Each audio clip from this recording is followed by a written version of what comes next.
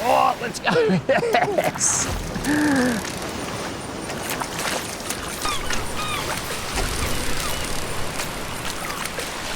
G'day and welcome to Fishing. It's Michael Guesty here to have a bit of a chat about tying braid to fluorocarbon leader. So this is a classic estuary fishing outfit that I've got here, and it's got some beautiful braid on there with some fluorocarbon leader, some vanished fluorocarbon leader coming back to a jig head.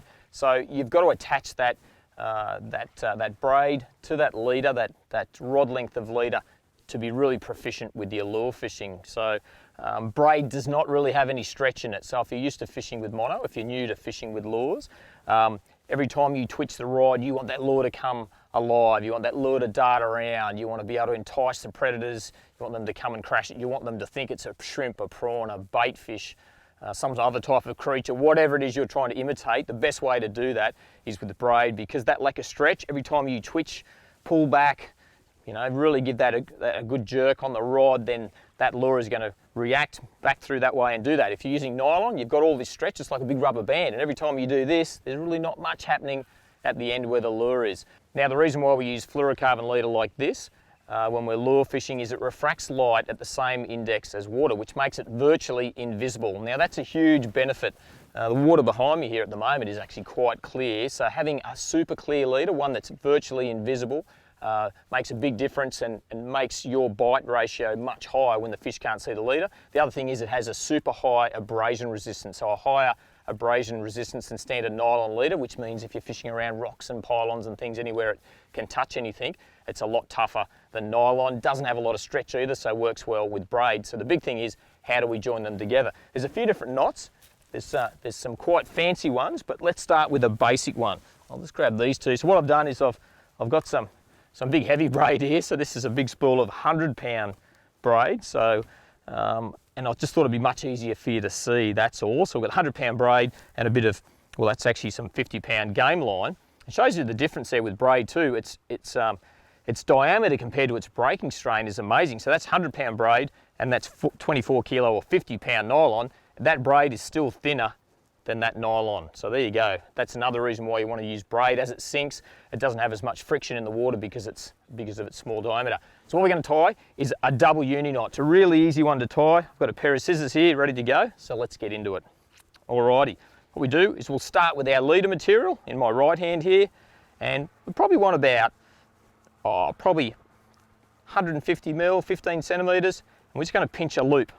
Just pinch a loop like that. Just a simple half hitch, and we've pinched that along the braid. So that's the braid here in my left hand, and then we'll go under that braid, through that loop once, twice, and you can use your teeth, not putting any tension, 3 times. So I've created that loop 3 times through there, and you can see that sitting along there now. And then what we do is we repeat the process along the leader, but we do it 6 times. Otherwise, if you only do it the 3 times braid to your leader, it will definitely slip. So you've got to go 6 times. So we create that loop again. So see, I'm turning that half hitch loop like so, and I've got it pinched in those fingers. There's my tag end. So we go through there once, get going here, twice, 3, 4, 5, and 6 times. So that's our double uni knot starting to come together. And then once again, snig that down. Just get it so that it's together, and you can see that's our 3 turns on our leader material, and that's our braid with 6. So it's probably twice as long as it should be, 1 3, 1 6. Add a little bit of lubrication, as you've got to with all knots, especially with fluorocarbon sensitive to heat. So you've got to add that little bit of saliva, and then let's just pull them together. Watch that come together. Keep pulling, you'll see them spin, and I've got to tell you, that is not going anywhere. So it's like 2 little barrels pushing against each other. It's a great knot, it's really quick and easy to tie, and it's a great way to get you started. There's more technical knots, and you can get into those once you get more proficient with your lure fishing. Then we take our scissors, and we just trim our tag end off, our tag ends. So just probably leave maybe just a millimetre or so sticking out. That's our braid, and then that's our leader material, and we'll just cut that off, and you're away. And I'd tell you, that is a very, very strong knot. So that's to there. And then if we want to tie our jig head on at the other end, we'll just cut a, pretend that we've got a rod length there, we'll just cut that off and we'll just quickly tie a loop knot to finish things off. So once again, that's our leader. Our fluorocarbon leader will be difficult to see, so we'll stick with this gold coloured game fishing line at the moment as our leader. So we'll just tie a simple granny's knot, a loop. Basic loop, we've got about 8 centimetres of tag sticking up there. There's our jig head. This is a big heavy one, this one. So through the eye of the jig head, back through the loop that we made. That's the little loop that we made. And then we want our loop to be about 15 mil long. So that's probably enough there.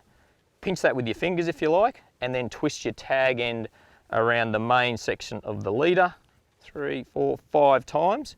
Grab our tag end, go back through the loop that we made through there like that. You can just go through there, but I like to go back through the same loop that we just created again.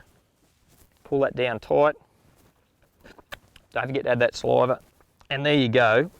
That is a really solid loop knot. Cut our tag end off.